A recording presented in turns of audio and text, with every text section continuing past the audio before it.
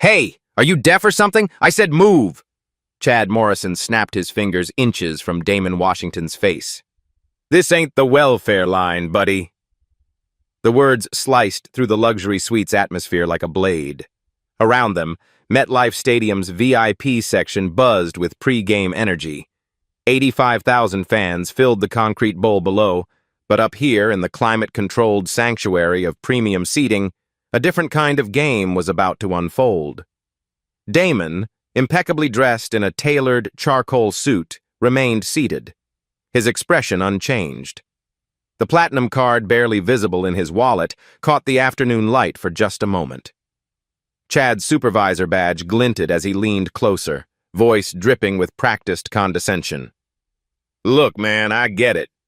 You probably saved up all year for nosebleed seats. Have you ever been judged by your appearance in a place you rightfully belonged? 10 minutes until kickoff. Chad Morrison straightened his navy blazer, the golden VIP Services Manager pin catching the stadium lights. At 28, he'd climbed from general admission usher to this coveted position through what he called attention to detail. Others might call it something else entirely. What's next? Gonna tell me you're a football player? A rapper, maybe? Chad's voice carried across the premium section, designed to be heard. Several heads turned. Any stolen merchandise in that fancy briefcase? Damon's fingers remained interlaced. His breathing is steady. The leather briefcase sat beside him like a patient ally, its brass clasps gleaming under the LED lighting. Inside, documents waited. Important documents. But not yet. Maya Lane had been filming her pre-game Instagram live when the commotion started. 23 years old, social media savvy, she knew compelling content when she saw it. Her phone camera captured everything from row 12, seat 8. "Y'all seeing this?" she whispered to her followers. The viewer count climbed steadily. 47 watching became 63, then 91. Security's about to remove someone from VIP. The comments started flowing immediately. Record everything, girl. This is wild. About time someone enforces the rules. Chad noticed the phones pointing his direction. Good. Witnesses would validate his authority. He gestured broadly toward the lower bowl, his movements theatrical. McDonald's is hiring downstairs if you need work, he announced, ensuring his voice projected. Security! We got another one trying to sneak into VIP. Jake Miller approached from the concourse, his security uniform pristine, radio crackling with stadium chatter. 15 years on the job had taught him to read situations quickly, but sometimes experience creates blind spots. Problem here, Chad? Jake's hand instinctively moved toward his radio. Gatecrasher, Chad replied without looking at Damon directly. Expensive clothes, cheap tickets. You know the type. From 3 rows up, Becky Sullivan shook her head at her companion. They really need better screening, she muttered, loud enough to be overheard. Her $3,000 handbag sat in her lap like armor against the perceived threat. Tommy Brooks, 17 and TikTok obsessed, started recording. Bro's about to get dragged out, he whispered to his camera. This is gonna be epic. 8 minutes to kickoff. The stadium's PA system crackled to life for sound checks. Somewhere in the bowels of MetLife, technicians ran final diagnostics on cameras that captured every angle, every moment, every word. The building's nervous system recorded everything, though its implications wouldn't become clear until later. Damon checked his phone. A text message glowed on the screen. Board meeting in 20 minutes. Conference room A. He declined an incoming call from chairman's office without changing expression. Chad interpreted the phone activity as nervousness. Perfect. Look at those fake designer clothes, he continued his performance for the growing audience. Probably from Canal Street. Can you even read these seat numbers? Dr. Patricia Williams looked up from her medical journal, her decades of experience with discrimination flaring like an old wound. Excuse me, but this gentleman hasn't caused any disturbance. Chad's smile never wavered. Ma'am, Please don't encourage him. We handle security matters professionally here. Maya's live stream hit 500 viewers. The comments accelerated. Someone call this in. Stadium security wilding. Karen Doctor needs to stay out of it. Robert Kim materialized from the press section, his sports blogger credentials giving him access to premium areas. His Twitter fingers were already itching. This kind of incident could drive serious traffic to his site. He positioned himself for the best angles, phone camera ready. 6 minutes to kickoff, minutes. The crowd's energy below intensified. 85,000 voices created a low rumble that vibrated through the stadium's steel bones. But in the VIP section, a different kind of tension built like a gathering storm. Lisa Park emerged from the administrative corridor, her district operations manager badge swaying with each purposeful step. 34 years old, 5 years climbing the corporate ladder, she'd learned that backing your staff in front of customers was management 101. "Another gatecrasher, Chad?" she asked, her tone suggesting this was routine business. "Yes, ma'am, refusing to cooperate." Chad's confidence swelled with management backing. Lisa studied Damon with practiced assessment. Nice suit, she'd give him that. Expensive watch. But those details only confirmed the profile in her mind. Someone trying too hard to blend into spaces they couldn't afford. "Sir," she addressed Damon with professional courtesy masking underlying assumption, "these seats require a $15,000 annual membership fee, plus background verification and corporate sponsorship approval." Maya's stream exploded to 1,200 viewers. $15K just for seats? Rich people wild. Dude, definitely don't belong. Sarah Martinez leaned toward her husband, whispering just loud enough to be heard. This is a lawsuit waiting to happen. Someone should be recording this. Someone was recording it. Multiple people. Phone cameras multiplied like digital witnesses, each angle capturing pieces of a puzzle that hadn't revealed its true picture yet. 4 minutes to kickoff. The stadium's anthem began its instrumental prelude. Thousands of fans rose in patriotic unity, while a smaller drama played out in premium seating. Damon remained seated, calm, patient. His briefcase sat unopened beside him, its contents representing more power than anyone in that section could imagine. But revelation required perfect timing. Chad's radio crackled. "All stations prepare for the national anthem. VIP section, report status." He lifted the device to his lips. "VIP control, we have code yellow. Unauthorized individuals refusing to vacate premium seating." The announcement echoed through security channels, transmitted to control rooms where supervisors logged incidents and cameras automatically focused on grid coordinates. Everything was being documented now, though not in the way Chad intended.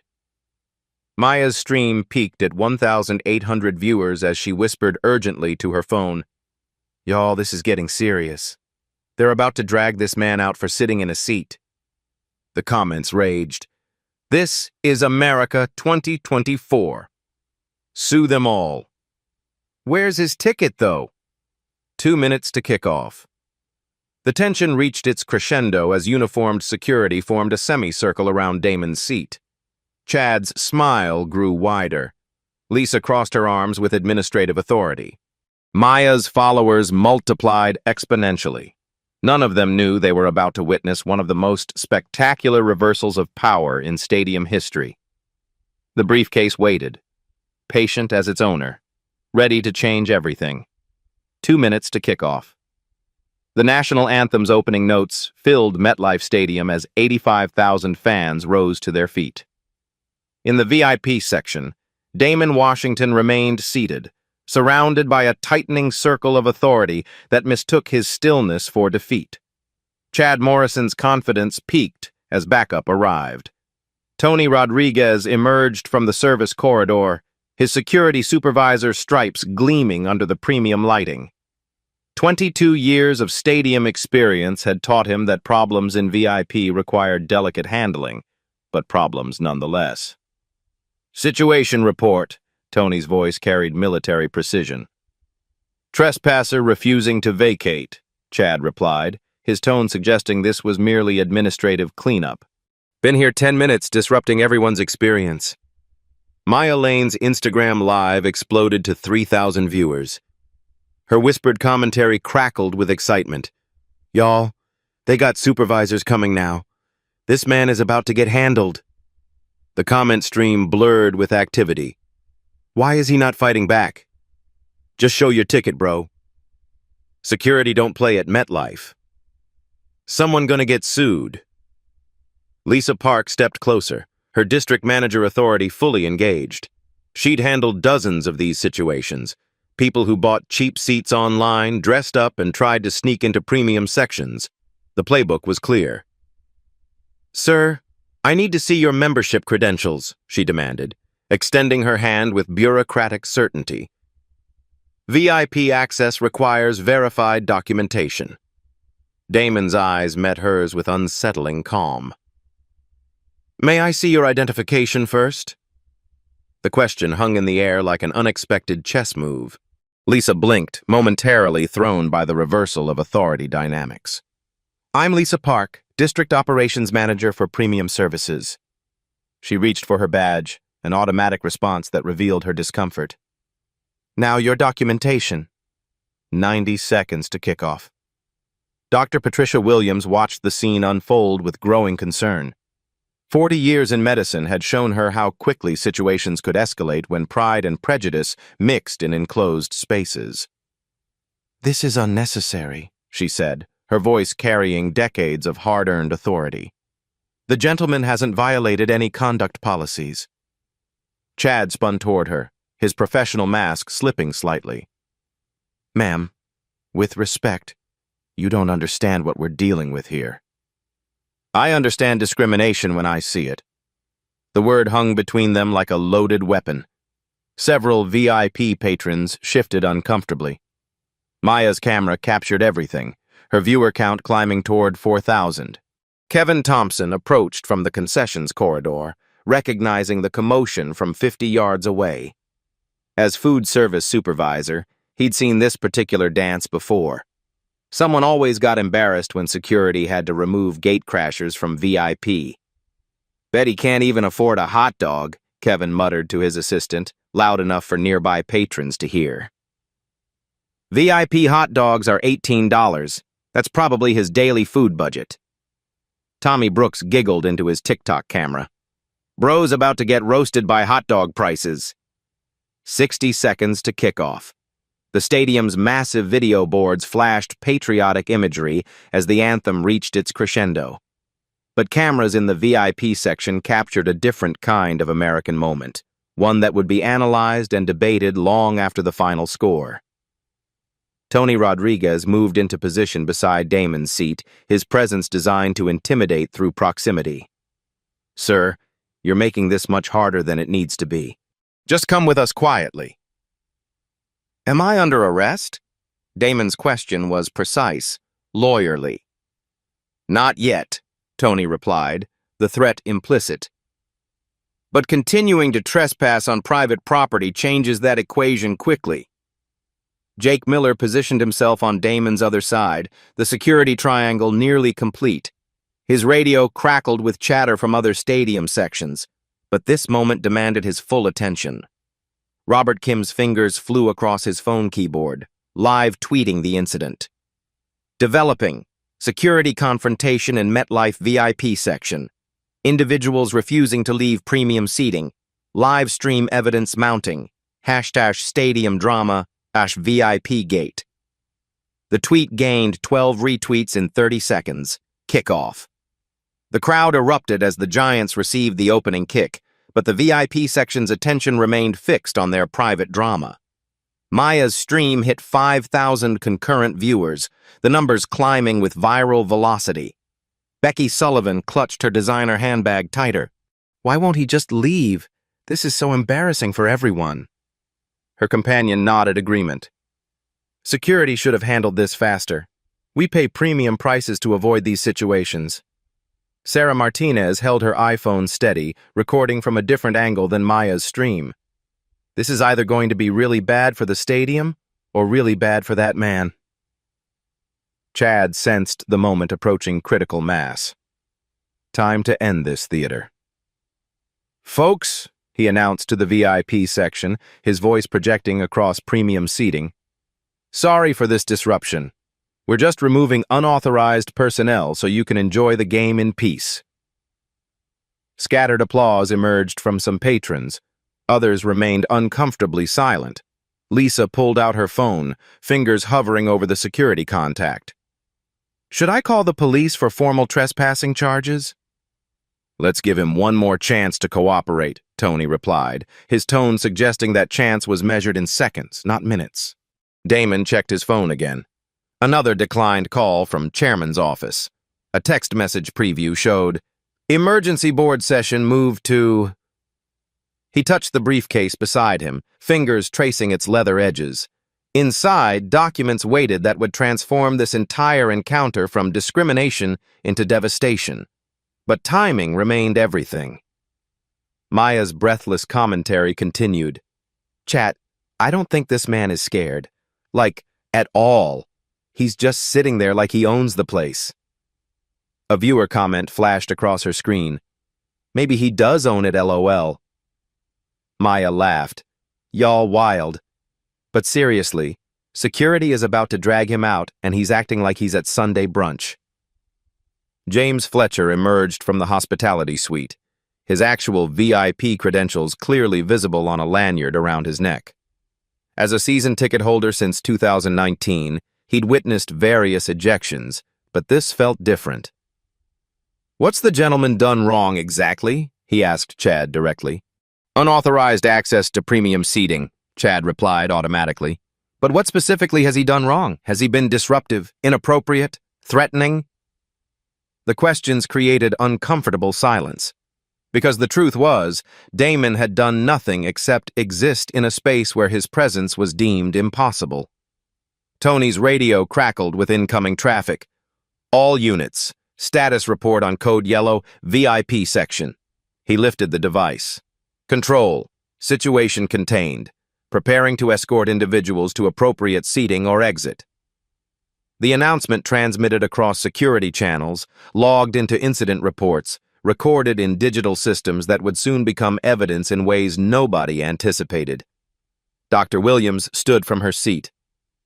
"I'm a physician and I'm documenting this entire incident. This man's civil rights are being violated." "Ma'am, please return to your seat," Lisa commanded, her authority cracking under unexpected resistance. "I'll stand where I choose, thank you." The conflict multiplied, drawing more participants into its gravitational pull. Maya's viewer count approached 6,000. Robert's tweets gained momentum. Tommy's TikTok captured reaction shots from multiple angles. And through it all, Damon Washington sat with infinite patience, his hand resting on a briefcase that contained the power to rewrite every assumption in that room. The stadium roared with first-quarter action, but the real game was just beginning in the VIP section. 30 yards away, Tom Bradley walked through the administrative corridor, completely unaware that his newest owner was being systematically humiliated by his own staff. The irony would be delicious when it finally revealed itself. The moment arrived with deceptive quietness. Damon Washington stood slowly, his movements deliberate as a master chess player approaching checkmate. The security triangle around him tensed, interpreting his motion as either compliance or escalation. "Finally," Chad muttered under his breath, victory seeming assured. But Damon didn't move toward the exit. Instead, he reached for his briefcase with the same calm precision that had defined his entire presence. The brass clasps clicked open with sounds that somehow cut through the stadium's roar. Maya's Instagram Live held 7,200 viewers in collective anticipation. Her whispered commentary barely contained her excitement. "Y'all, he's opening something. This is about to be good or bad, no in-between." Tony Rodriguez stepped closer, his hand moving instinctively toward his radio. "Sir, we don't need to make this complicated." Damon's fingers found the document folder inside his briefcase. Thick, official, bound in navy blue with gold lettering that caught the premium lighting. He withdrew it with ceremonial slowness. "What's that, your food stamps?" Chad smirked, playing to his audience of VIP patrons and security personnel. The comment drew nervous laughter from some spectators. Tommy Brooks captured it perfectly on TikTok, already imagining the viral potential. Damon opened the folder's cover. The first page revealed itself in crisp legal typography. MetLife Stadium Ownership, Transfer Agreement. Chad's smirk froze mid-expression. Washington Sports Consortium, Majority Acquisition, 67% controlling interest. Purchase price, $2,347,000. Lisa Park's eyes widened as she read over Chad's shoulder. Her face drained of color like water leaving a bathtub. "Washington Sports Consortium," she whispered, her voice barely audible over the stadium's ambient noise. Maya's stream erupted in chaos. Comments flooded faster than human eyes could track. "You! No way. He owns the stadium. Chad is done. Plot twist of the century." Her viewer count exploded. 8,000, 9,500, 11,000. "Oh my God!" Maya screamed into her camera, no longer whispering. "Y'all, this man just pulled out ownership papers. The usher tried to kick out his own boss." Chad stumbled backward, his legs finding the velvet rope barrier he'd used to block Damon's access 20 minutes earlier. The irony was perfect, cinematically perfect. "Sir, Mr. Washington, I had no idea." Words tumbled from his mouth like stones down a cliff. Jake Miller's radio slipped from his hand, clattering against the concrete floor. The device's emergency alert button activated on impact, sending an automated distress signal to Stadium Command. Dr. Patricia Williams began laughing, not cruel laughter, but the sound of justice delivered with surgical precision. "Poetic justice in real time," she said to no one in particular. Robert Kim's fingers flew across his phone screen, live tweeting with journalistic fever. Breaking, man being removed from VIP section reveals stadium ownership documents. Security confrontation takes an unprecedented turn. This is unbelievable. #VIPgate Namard MetLife. The tweet gained 47 retweets in 60 seconds. Tony Rodriguez reached for his radio, muscle memory overriding shock. "Control! We need management here immediately." But Damon wasn't finished. He turned to the second page of documents, revealing additional details that transformed humiliation into devastation. Acquisition. Date: January 15th, 2024. Effective control: February 1st, 2024. Washington Sports Consortium, Chairman and CEO, Damon Washington. Lisa Park grabbed the documents from Damon's hands, her district manager authority evaporating into desperate verification. Her hands shook as she scanned signature pages, legal seals, notarization stamps. "This can't be real," she whispered, though her voice carried across the VIP section like a prayer to a god who wasn't listening. Sarah Martinez lowered her iPhone, the recording still running. "James," she said to her husband, "we just witnessed the most expensive mistake in stadium history." Becky Sullivan clutched her designer handbag like armor against reality. But he looks like... She couldn't finish the sentence. The words she'd been thinking suddenly seemed not just inappropriate, but financially catastrophic. Maya's stream hit 15,000 concurrent viewers. Her commentary had devolved into pure emotional reaction. "I cannot breathe right now. This is the content I live for. Security tried to arrest their owner. Their owner!" Tommy Brooks's TikTok was already going viral, the algorithm recognizing engagement patterns that suggested premium content.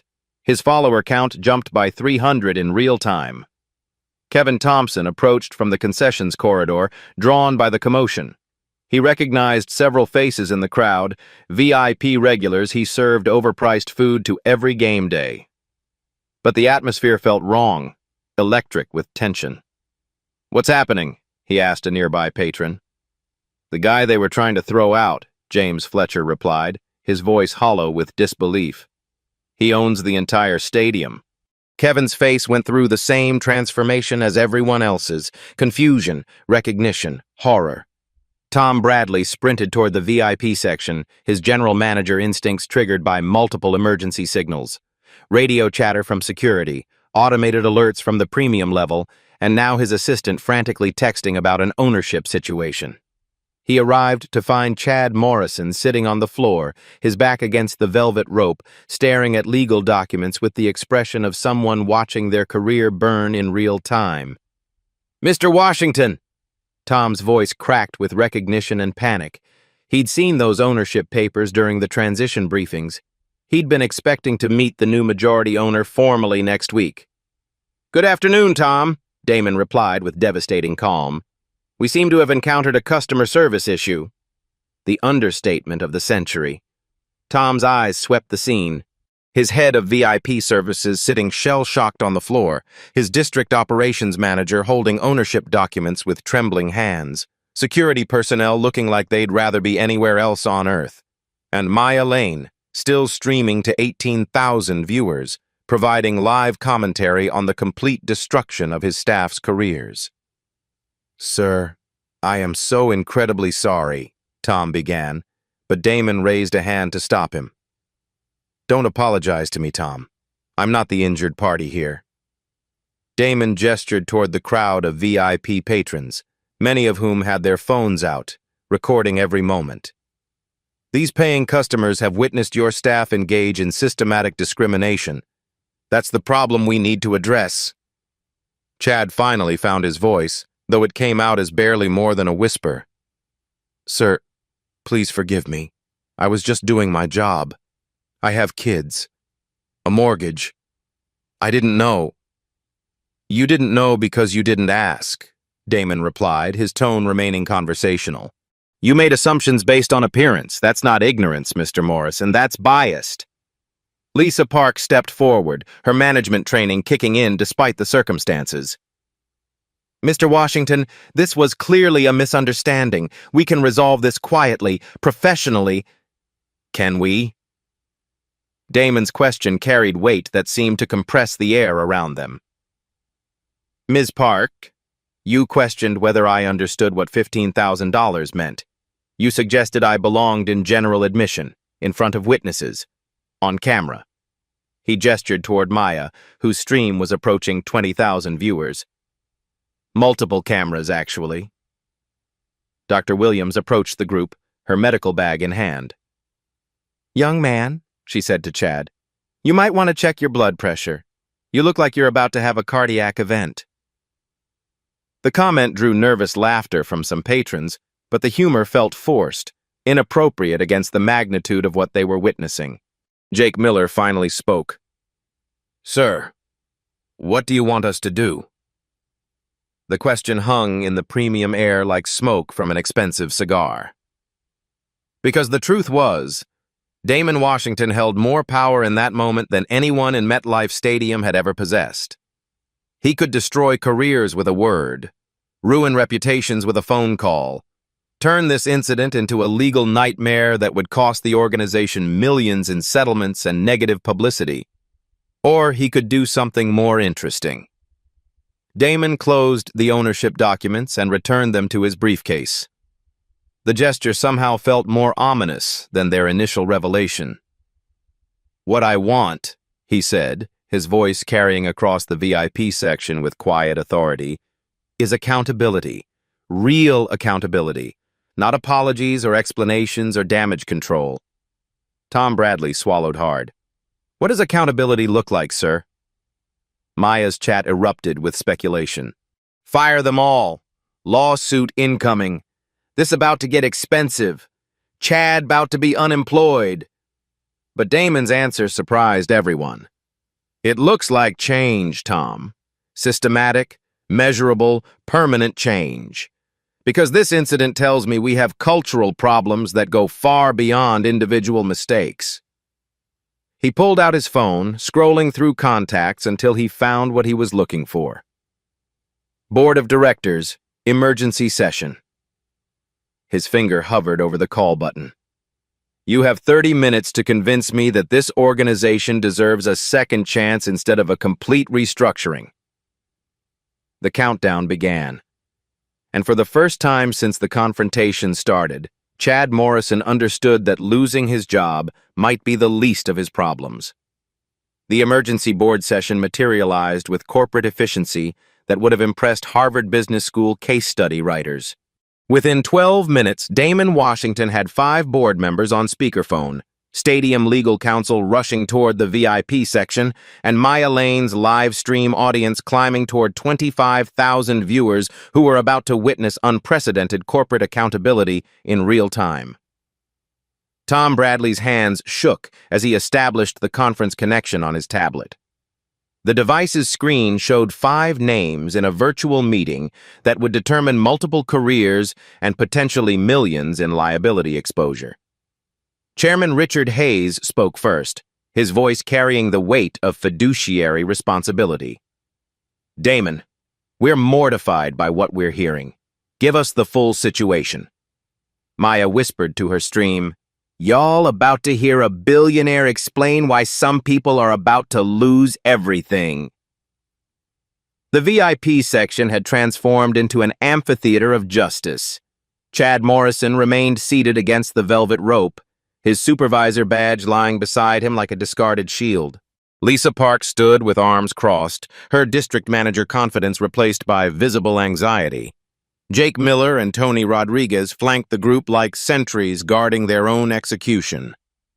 Damon's voice carried across both the premium seating and the conference call with prosecutorial precision. Gentlemen, we have a $2.3 billion investment with massive liability exposure. This discrimination incident was witnessed by over 25,000 people via social media live stream, recorded by multiple witnesses, and captured by our own security cameras. Legal counsel Jennifer Wu joined the call. Sir, what specific violations are we documenting? Section 4.2 of the Employee Handbook, Non-Discrimination Policy. Section 7.1, Professional Conduct Standards. Section 12.3, Customer Service Protocols. Multiple violations by multiple staff members over a 27-minute period. Tom Bradley pulled up the Employee Handbook on his phone, frantically scanning the referenced sections. Each violation carried specific penalties, progressive discipline measures, and legal exposure calculations. Dr. Patricia Williams leaned forward in her seat. As a witness, her testimony would carry significant weight. I documented 13 separate discriminatory statements and actions. As a medical professional, I can testify to the psychological impact of public humiliation.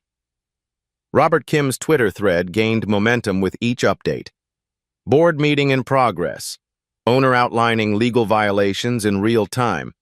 This is corporate accountability at warp speed.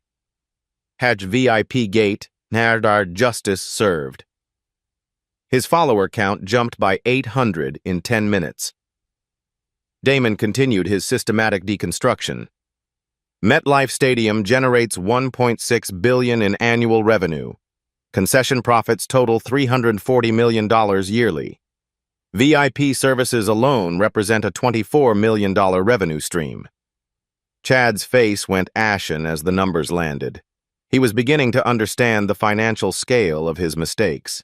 Civil rights violation fines range from $50,000 to $500,000 per incident. Our stadium operating license with the NFL partnership could face review.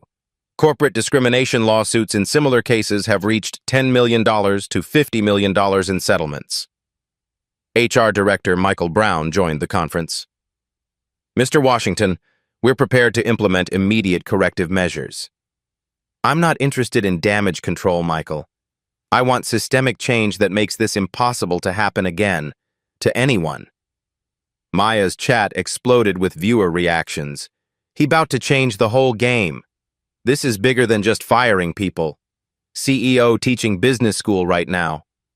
Damon pulled a second document from his briefcase, Chad's employment file. Mr. Morrison's record shows 4 previous discrimination complaints over 18 months. All were dismissed by management without investigation. Chad's eyes widened. He hadn't realized those complaints were officially documented. Lisa Park's complexion matched her name as Damon continued. Ms. Park authorized those dismissals as district operations manager. She created a pattern of enabling discriminatory behavior. Chairman Hayes spoke with grim authority.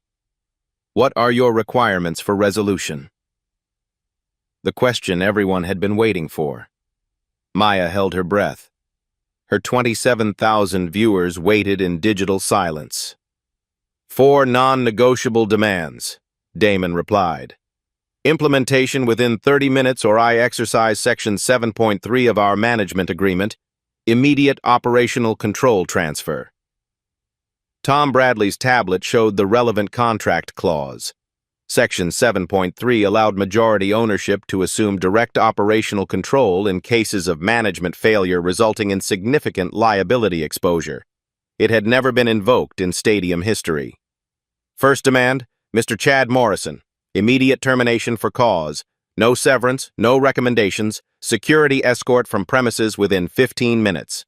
Chad's shoulders slumped. The financial implications hit him like physical blows. Mortgage payments, car loans, his daughter's college tuition. 28 years old and about to become unemployable in stadium management. Second, Ms. Lisa Park, 30-day unpaid suspension. Mandatory bias training certification required before reinstatement consideration. Failure to complete training results in termination.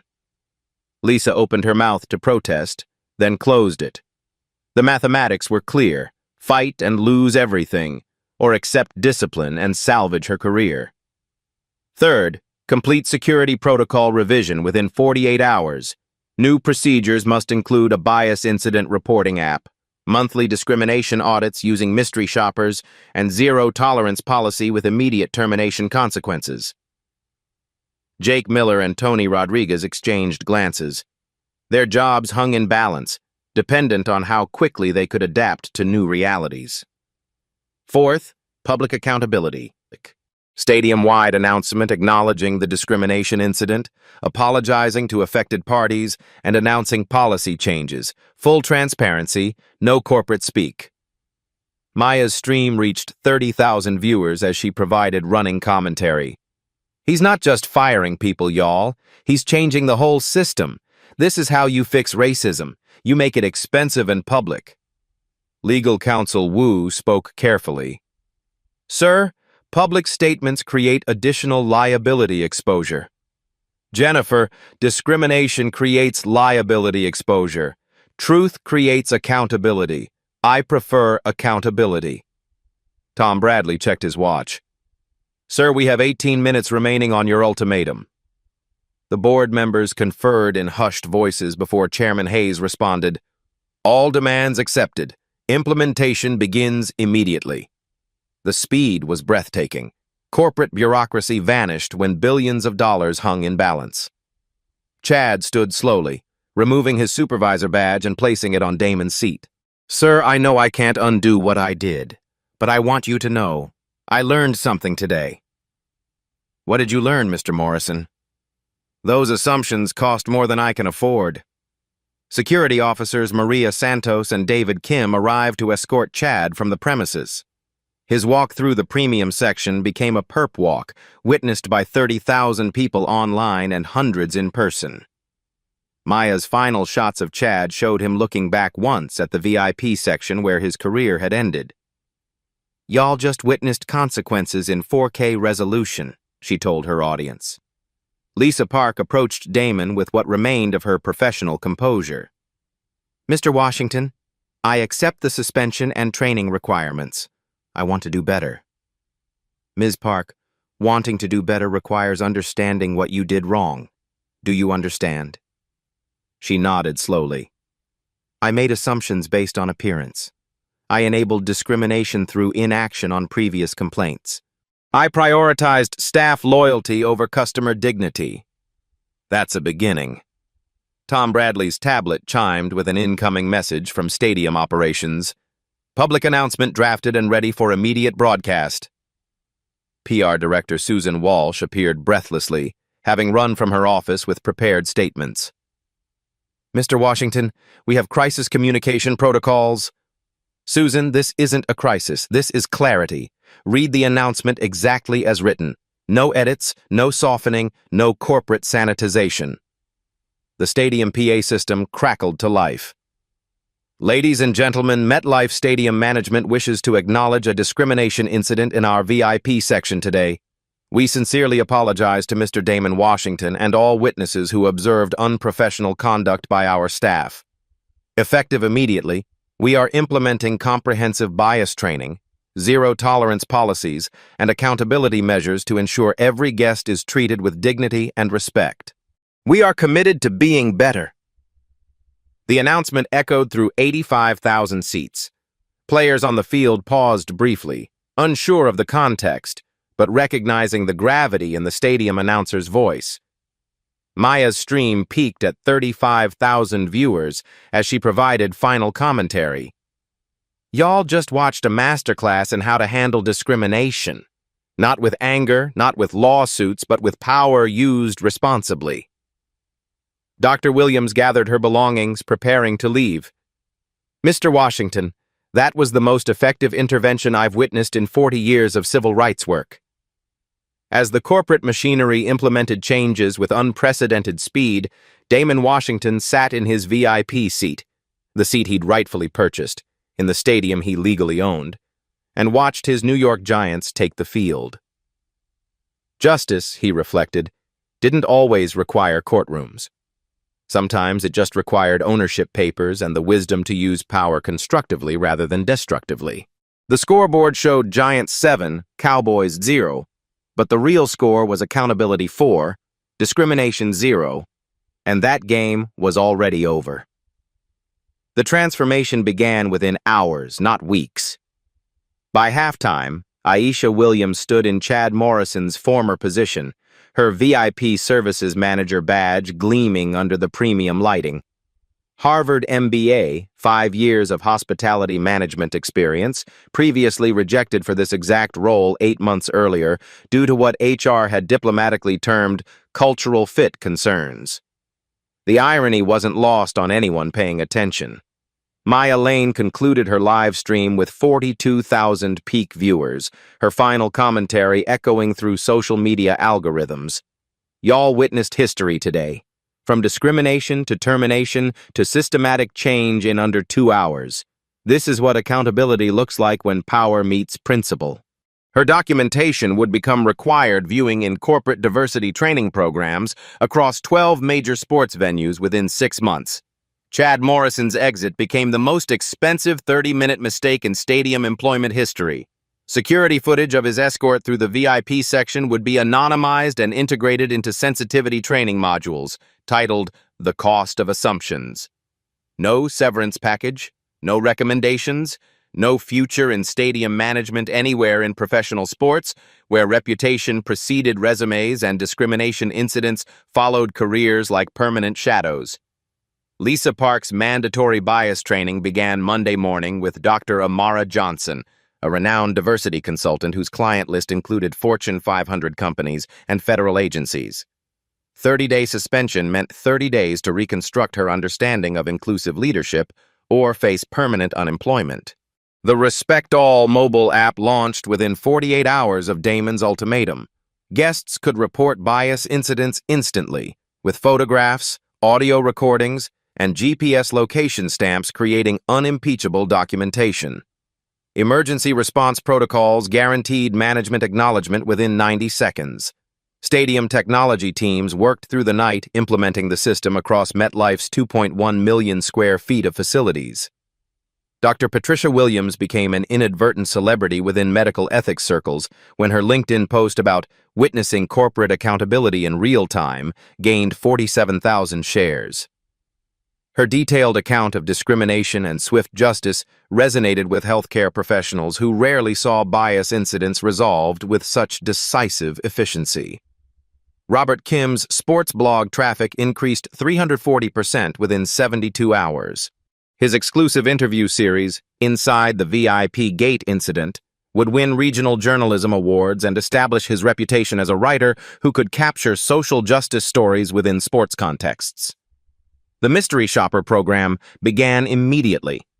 Professional diversity consultants, posing as customers from various ethnic backgrounds, would test staff responses monthly. Failure rates above 5% triggered mandatory retraining. Individual failures resulted in immediate termination. Tom Bradley assembled his management team for emergency protocol revision. The new employee handbook expanded from 127 pages to 174 pages, with 47 pages dedicated exclusively to anti-discrimination policies, incident response procedures, and accountability measures. Zero tolerance meant exactly that. No warnings, no progressive discipline, no second chances for bias incidents. The policy applied from entry-level ushers to executive management. Damon Washington's ownership carried the authority to terminate anyone, regardless of tenure or position. Jake Miller and Tony Rodriguez completed accelerated sensitivity training within 1 week. Both men would later credit the experience with changing their approach to conflict resolution and customer service. Jake eventually became head of security inclusion initiatives. Tony transferred to community relations, specializing in diversity outreach programs. Kevin Thompson volunteered for additional training after recognizing his own contribution to the incident. His expensive hot dog comment would haunt his professional conscience until he became an advocate for inclusive hospitality practices. The $50,000 annual diversity scholarship launched with Chad Morrison's name attached, not as honor, but as reminder. Recipients would be selected from underrepresented communities pursuing careers in sports management, hospitality, or venue operations. The first recipient, Marcus Johnson, a black student from Newark studying event management at Rutgers, would graduate 2 years later and accept a management trainee position at MetLife Stadium. His hiring completed a circle of justice that began with discrimination and ended with opportunity.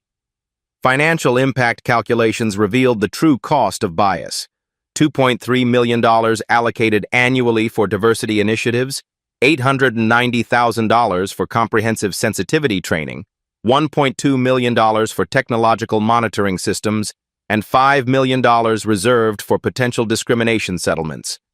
The investments paid immediate dividends. Customer satisfaction scores in premium sections increased 23%.